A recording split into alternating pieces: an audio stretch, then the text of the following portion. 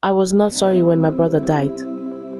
Tambu, a young girl growing up in a rural village, dreams of escaping the poverty and limitations of her life. But as a girl, her opportunities are limited. In her family, education is a privilege reserved for boys. Her brother Namo is the chosen one. But Tambu is determined, hungry for knowledge, and willing to fight for it. Her path to education is marked by loss. Namo, the symbol of her oppression, dies tragically, and it is through his death that Tambu's life changes forever. Education becomes Tambu's doorway to freedom, but it comes with a price.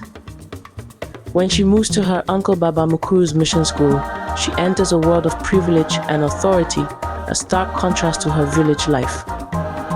But in this new environment, she faces a different kind of oppression. Baba Mukuru, her educated uncle, is the head of the mission and the epitome of colonial success. He represents both opportunity and domination. For Tambu, he offers a path out of the village, but under his roof she is expected to conform to the strict patriarchal expectations he imposes on his family. Tambu begins to see how education, once her dream, can also be a form of control. The mission, with its rules and colonial influences, attempts to reshape her, to sever her ties to her roots. One of the most significant relationships in Tambu's life is with her cousin Nyasha. Nyasha, who was raised in England, struggles to fit back into Zimbabwean life after returning from abroad. She's a rebellious spirit, constantly questioning her father's authority and the cultural expectations imposed on her. Why do I have to be grateful?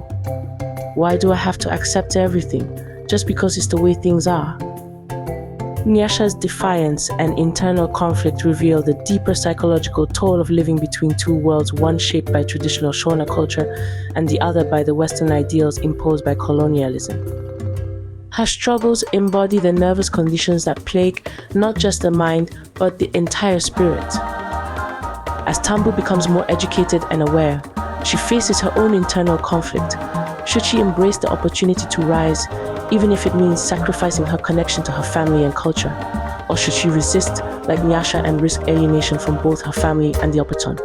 The tension comes to a head during a climactic family event. Tambu's parents are expected to participate in a ritual cleansing ceremony orchestrated by Baba Mukuru to restore honor to their family. Tambu refuses to attend. Tambu's rebellion may seem small, but it marks a significant turning point in her life. She is beginning to understand the oppressive systems at play. As she chooses to resist, she starts to define herself on her own terms, aware of the cost but determined to live authentically. By the end of Nervous Conditions, Tambu's journey is far from over. She has learned much, but the road ahead is still uncertain. As we leave her, she stands at a crossroads between the past and the future, between tradition and change. In TAMBU Story, Tsitsi Dangaranga has captured the struggles of an entire generation grappling with the legacy of colonialism and the search for identity. Nervous Conditions is not just about one girl's fight for education, it's about the fight for freedom, dignity, and the right to define one's own place in the world.